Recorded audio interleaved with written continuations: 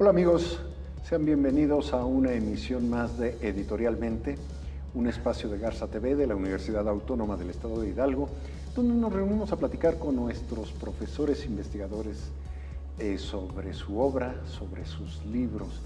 Y hoy precisamente tenemos un libro que a mí en lo particular me parece muy interesante porque entra a ese espacio de lo cotidiano, de lo que uno tiene que rescatar de sus raíces.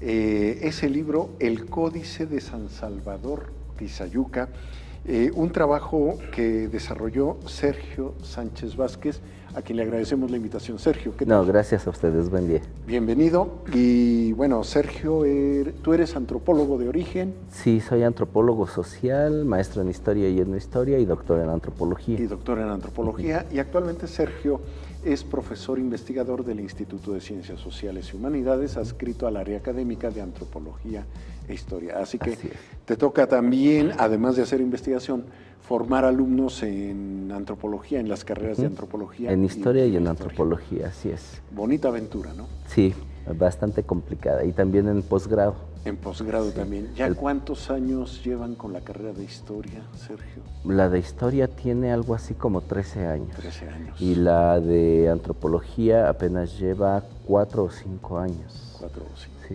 O sea, pero ya tenemos generaciones egresadas, titulados, tesis, etc. Muy bien, Sergio, de verdad. Y yo te agradezco mucho que hayas aceptado la invitación para que nos vengas a platicar de El Códice de San Salvador Tizayuca. Nada más, si me permites, yo quería decir esto, cuando lo estuve leyendo para poder platicar en este programa, me acordaba mucho de aquella visión de don Luis González y González, de la microhistoria, la matria, la pequeña tierra. Y justamente pensaba yo en el asunto de que Tizayuca pareciera que conocemos a un Tizayuca apenas del fines del siglo pasado a la fecha, un lugar de paso primero para venir a Pachuca o ir a México, y después una ciudad desarrollada económicamente por la cuenca lechera, luego industrial, y se nos acaban las referencias de Tizayuca, pareciera. Sin embargo, es una riquísima zona con una tradición prehispánica y colonial extraordinaria que desconocemos. Y mucho de ello tú lo recuperas y lo das a conocer en este libro, donde con base en el Códice de San Salvador Tizayuca, un códice hispánico, lo sacas, lo desentrañas, lo lees, lo pones de cabeza, de derecho, y nos vas contando una historia interesante. ¿Por qué te interesó este proyecto? Bueno, mira, quiero decirte que el trabajo tiene una larguísima historia. Cuando comenzamos a interesarnos en el Códice de San Salvador Tizayuca, fue porque el doctor Joaquín Galarza, que trabajaba en Francia, la mitad del tiempo en Francia, la mitad del tiempo en México, nos comentó que existía el documento, que estaba en la Biblioteca Nacional de París. Y él quedó de traernos el microfilm para que lo trabajáramos, para que lo estudiáramos. Y por cuestiones administrativas, él trajo el microfilm, pero se lo quedó la editorial que le publicaba y no lo soltó y no nos lo dio, ¿no? Pasó algún tiempo y la doctora Luz María Moar Betancourt, que fue discípula o es discípula de Joaquín Galarza, y que ha continuado mucho la línea de sus trabajos, armó un megaproyecto extraordinario que se llamó Amoxcali, la Casa de los Libros. Y este proyecto, financiado por CIESAS, por el Consejo Nacional de Ciencia y Tecnología y con colaboración de la Biblioteca Nacional de Francia, consistió en trabajar más de 70 códices o documentos originales de México que están en el repositorio en la biblioteca. Es una biblioteca muy restringida. Los mexicanos, de hecho, no los dejaban entrar por aquella historia del Códice Oban, que un mexicano se extrajo, etcétera, etcétera. Pero Joaquín Galarza, él podía entrar y consultar los documentos, y entonces Luz María llega a la Biblioteca Nacional de Francia con toda la posibilidad y empieza a invitar a una serie de investigadores para que trabajen cada uno un documento. En ese momento vivía Víctor Manuel Ballesteros, el coordinador del Centro de Estudios sobre el Estado de Hidalgo. Efectivamente, sí. Y él también participa en el trabajo, nos invita a participar. Luz María nos llama y nos dice, pues está el Códice de Tizayuca, si lo quieren trabajar, adelante. Y era pues un sueño anhelado durante mucho tiempo, ¿no? Entonces, pues encantados, dijimos vamos a participar, por supuesto. Había que seguir toda una metodología, había que utilizar determinados programas, etcétera, etcétera. Pero nos ajustamos, por supuesto, a todo. Ella trajo los microfilms, se repartieron, se digitalizaron y cada quien se dio a la tarea de trabajar su documento, su códice, y a mí me tocó el de San Salvador Tizayuca. Yo no soy de Tizayuca, pero adopté a Tizayuca como mi pueblo. Como tu pueblo. Y este documento es un documento muy interesante porque es el papel de tierras del pueblo de Tizayuca. En otras palabras, sería algo así como su registro de la propiedad. Registro de propiedad, así es. Y es resultado de un proceso muy interesante porque el documento, tal como lo decías, es hispánico. No quiere decir que lo hayan hecho españoles, sino que es ya del periodo posterior a la conquista. Pero en ese momento los indígenas seguían haciendo sus documentos en el sistema pictográfico, que es el que manejaban en los códices. Le agregan glosas en náhuatl y le agregan glosas en español, porque se dieron cuenta que nadie iba a entender nada si estaban nada más con pictografías y en náhuatl. Es decir, eran tlacuilos ya no solo dibujantes, sino también escribientes de náhuatl y de español. Así es. Es decir, una cultura muy abierta para la época. Sí. Muy grande. Es muy interesante porque este documento lo firma su propio tlacuilo. Es uno de los pocos que tenemos el registro de quién lo hizo y lo firma, ¿no? Estos documentos se produjeron pertenecen a una serie que se llama Techaloyan, porque el primero que se encontró se llamaba San Antonio Techaloyan y ese bastó para darle nombre a todos. Pero es una serie de documentos muy similares que nacieron de la necesidad de los indios de justificar la propiedad de sus tierras. Cuando llegaron los españoles... Generalmente tierras comunales. Comunales, precisamente, porque los españoles que habían conquistado primero distribuyen las encomiendas, pero la encomienda no daba poder sobre la tierra. Entonces le empiezan a escribir al rey, porque el rey era el poseedor de todas las tierras conquistadas legalmente, y entonces le empiezan a escribir cartas pidiéndole 2, 3, 4 caballerías de tierra en estos lares, los que el rey nunca visitó, por supuesto. Claro que no. Y el rey empieza a firmar mercedes de tierras en comunidades indígenas, en estas tierras comunales. Sin conocer toda la problemática cultural, social que se vivía aquí. Él consulta con el Consejo de Indias y el Consejo de Indias le dice, bueno, pues no hay problema en que se repartan tierras siempre y cuando haya dos condiciones. La primera es que sean tierras vacas, o sea, vacías, que no estén ocupadas. Y la segunda es que no se afecte a terceros. Y entonces el rey dice, bueno, pues voy a firmar todas las mercedes y que los corregidores en los pueblos se encarguen de revisar esas condiciones. Entonces reunían a la gente, a los naturales del pueblo. Llegaba el señor español que estaba pidiendo la merced, el corregidor lo recibía y empezaba a preguntarles a la comunidad, ¿de quién son estas tierras? E invariablemente todos respondían que eran sus tierras y de sus hijos, por herencia milenaria, etcétera, etcétera. Y entonces el corregidor les decía, bueno, pues si son sus tierras, demuéstrenlo. ¿Dónde está el documento que avala que efectivamente son sus tierras. Sí, dos visiones completamente diferentes. Así es. La europea sustentada en un ejercicio jurídico documental y la prehispánica o la indígena más bien, que se sustentaba en la tradición oral. Así es. Y esa tradición oral muchas veces se plasmaba en documentos pictográficos, en códices. Entonces los indígenas, cuando se dan cuenta de que están siendo despojados de sus tierras por no tener títulos de propiedad, se dan a la tarea de buscar tlacuilos que hagan este tipo de documentos, que normalmente está formado por 2 o 3 partes muy claras. La primera es una genealogía, donde dicen de quiénes eran las tierras y cómo fue que las heredaron y quiénes fueron sus señores, etc. Combinando la historia real con toda una serie de mitos, digamos. Sí, porque incluso recuperan documentos, es el caso de este trabajo, recuperan documentos del siglo XVI y los presentan en el siglo XVIII como probanzas para las composiciones de caray, tierras. Qué interesante, sí. ¿No? Entonces, en el siglo XVI se hace el mapa de este documento, pero luego lo recuperan y lo integran al expediente para demostrar que efectivamente son sus tierras.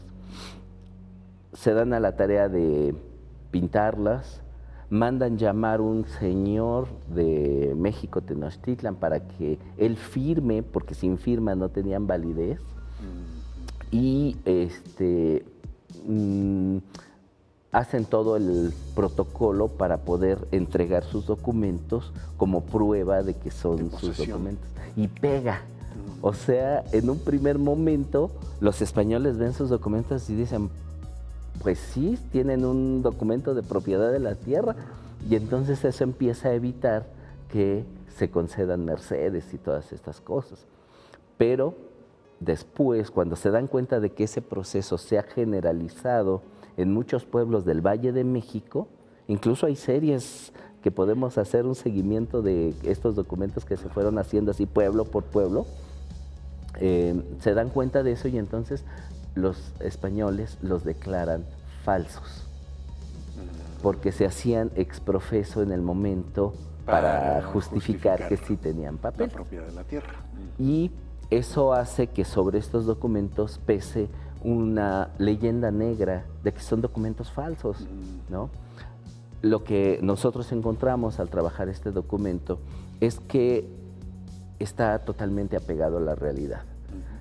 La jurisdicción lo que nos dice el permite. documento lo podemos corroborar en otros documentos, en crónicas de Fray Juan de Torquemada, en Tezosomo, en otros autores que dieron relación de lo que había sucedido, y el personaje central de este documento, que es Huitzilihuitl, un señor nacido en Tizayuca, Sí.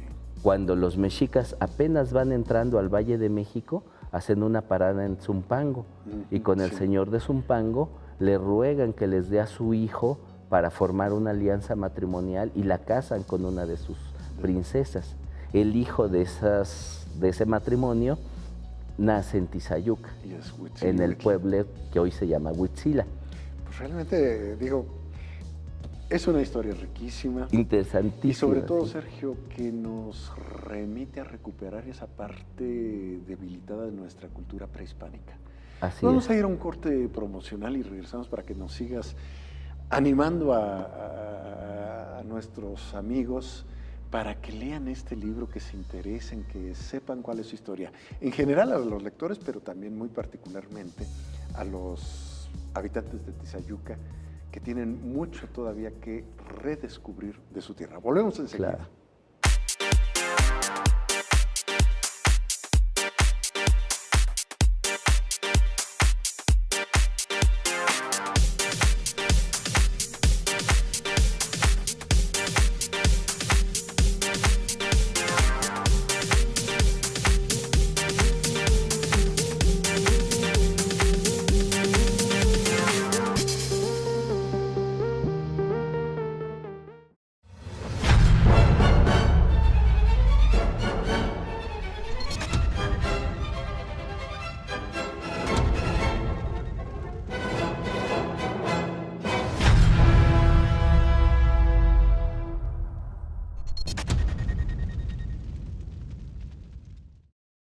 Danae, muchísimas gracias por estar aquí con nosotros para presentarnos este libro, El proceso de producción cafetalero en la región vertiente del Golfo de México. Gracias, al contrario, la oportunidad que me brindan.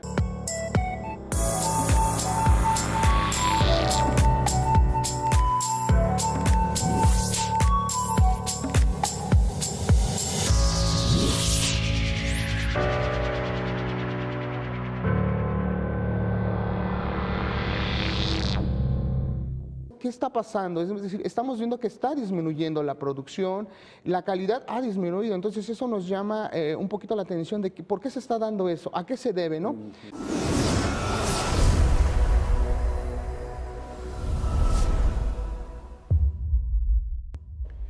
Pues amigos, aquí recuperamos esta charla con Sergio Sánchez Vázquez sobre el Códice de San Salvador Tizayuca, libro que él trabajó, que él investigó y además, bueno, Sergio, nos estabas platicando realmente aspectos muy interesantes, muy ricos de esta región de Tizayuca. Además, sabemos que en la prehispanidad todo este altiplano estuvo poblado. En cualquier lugar donde meten el arado encuentran piezas arqueológicas de diversas calidades y tamaños. En fin, nuestra historia regional está escondida abajo de la tierra. De la tierra. Y en sus documentos antiguos. Y en sus documentos. Por eso es interesante acercarse a esta obra. Y tú nos decías, bueno, ¿cuál fue el proceso de trabajo para llegar a constituir este libro? Bueno, pues fue un proceso bastante largo porque primero tuvimos que trabajar bajo la metodología del seminario de códices. Tuvimos que hacer el desglose, la división en sectores del mapa. Que además, perdón, ya no era un códice de la estructura prehispánica, no, porque inclusive, según comentas, ya está hecho en soportes de papel hispano, ¿no? Así es. Y fuimos identificando glifos en su lengua originaria. Luego tuvimos que hacer la relación de los glifos con las escenas en las que aparecían y finalmente relacionar las imágenes con el texto escrito, porque tiene una parte muy importante de texto escrito. Sí. Lo publicamos en edición facsimilar. Que además te diste a la tarea de poner el texto escrito original por una parte y la escritura en tipografía contemporánea a la derecha para poderla entender. Y entonces el que tiene curiosidad puede ir revisando y leyendo lo que dicen. Son textos paralelos. Así, exactamente, ¿no? Hicimos toda esta parte metodológica, luego contextualizamos históricamente el documento, revisamos los datos históricos que proporcionaba el propio documento y encontramos una gran fidelidad en los datos en relación con crónicas históricas. Y bueno, luego fuimos elaborando toda una historia donde pudimos ir corroborando los datos históricos que ofrecía el documento con crónicas, documentos que se hicieron en el siglo XVI. De cronistas españoles y de cronistas indígenas. Sí, y entonces, por ejemplo, encontramos otros documentos como el Códice Boturini, la famosa tira de la peregrinación. Sí, y en ese Códice Boturini aparece la presencia de Huitzilihuitl, el viejo, porque así se le llamaba para no confundirlo con Huitzilihuitl, el segundo señor o tlatoani azteca. Huitzilihuitl es el que los guía a Chapultepec, se instalan en Chapultepec, pero les hacen la guerra y los corren de ahí porque Chapultepec era el lugar donde brotaba el agua para beber. Y entonces es un lugar estratégico y en el Códice Boturini aparece la imagen de Huitzilihuitl cuando es hecho prisionero por el señor de Culhuacán por haberse establecido ahí. A eso sigue ese famoso momento en que los mexicas se disgregan por el lago entre los cañaverales y encuentran el águila devorando a la serpiente, justamente después de ese pasaje. Además, qué agradable manera de relacionar todo esto que desde la escuela primaria vamos escuchando, entre tradiciones, mitos, historia, e ir encontrando la explicación de todo esto que ocurrió, desde luego confrontando dos culturas, la europea y las culturas prehispánicas. Yo creo, Sergio, que aquí nos encontramos nosotros con la posibilidad de recuperar algo importante para nosotros, la historia que se gestó en estas tierras. Claro. Es una asignatura pendiente que tenemos en la educación, porque a veces se le da poco peso y justamente toda esta comprensión se nos va quedando rezagada. Por esa razón yo encuentro muy útil este libro del Códice de San Salvador Tizayuca. El libro tiene desde luego algunas dificultades para su lectura porque es muy minuciosa la manera de explicarlo. Sin embargo, no creo que tenga imposibilidad de ser leído por un lector interesado en recuperar su historia. Claro, yo creo que está conformado por varias partes, ¿no? Si alguien se pone a leer toda la parte metodológica y la composición de glifos y toda esa parte, pues se le va a hacer sumamente Tedioso, complejo, tal vez, sí. tedioso y pesado, ¿no? Porque no tiene sentido. Otra persona puede trabajar o leer únicamente la parte facsimilar, ¿no? Donde está la traducción El de los relato. textos, el relato, se va diciendo pues, muchas cosas interesantes, especialmente de cuál es la extensión del pueblo, quiénes fueron sus señores, cómo se establecieron los barrios, hasta dónde llegaban los límites, poniendo mojoneras o señales geográficas, ¿no? Como un cerro, un árbol, una palma, etc. Y luego esa parte concluye con el mapa del recorrido por las tierras de Tizayuca y donde le entregan el documento al señor que vino a avalarlo para que lo firme.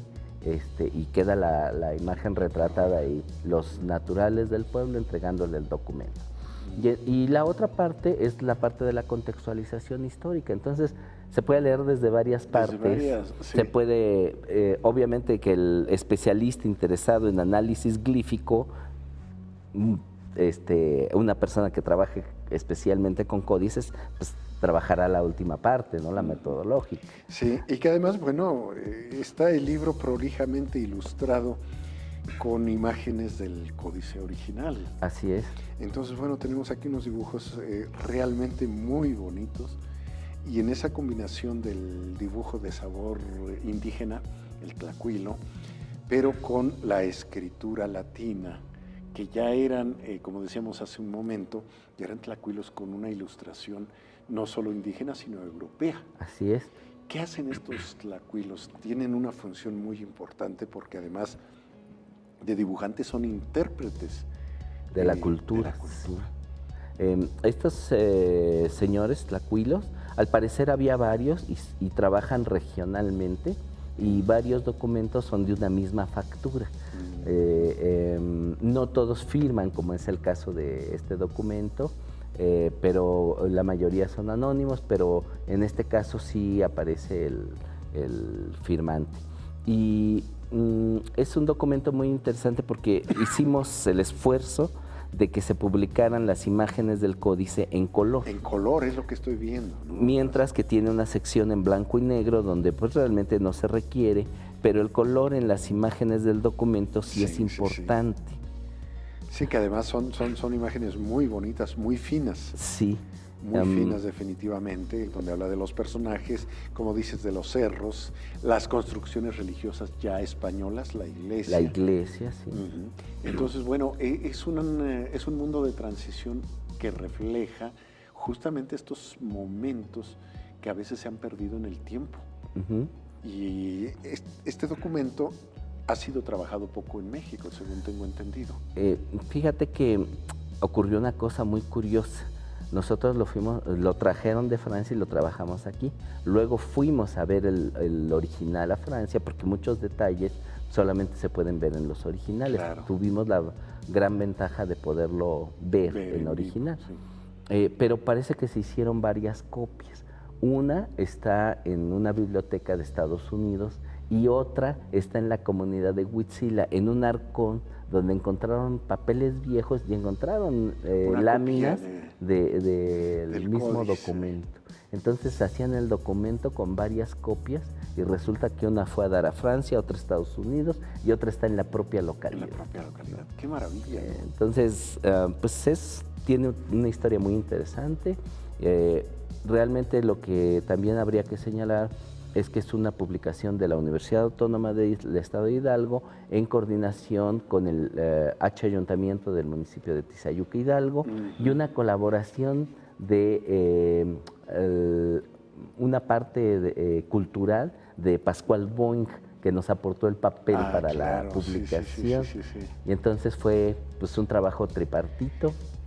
Y además con esa intención de que, bueno, entre todos construyamos mejores objetos de cultura. Así es. Es una edición de 2010, Así es. hace 7 años, pero es un libro que se sigue consultando, se sigue leyendo y se sigue disfrutando. Yo creo que no va a perder vigencia mientras haya quien le interese la historia de Tizayuca o de la región. O de la región. Sergio, te agradecemos muchísimo que hayas aceptado esta invitación y desde luego te agradecemos doblemente que hayas trabajado el Códice de San Salvador Tizayuca. Sergio Sánchez Vázquez, profesor investigador de la Universidad Autónoma del Estado de Hidalgo en el Instituto de Ciencias Sociales y Humanidades.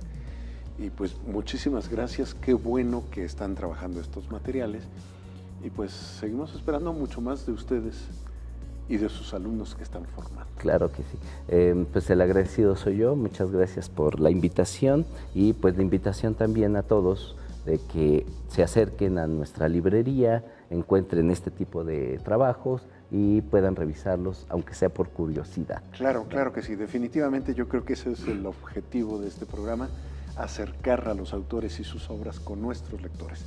Muchísimas gracias por seguirnos, gracias Sergio, y esto fue Editorialmente de Garza TV, una producción de esta dependencia de la Universidad Autónoma del Estado de Hidalgo. Le agradecemos su compañía.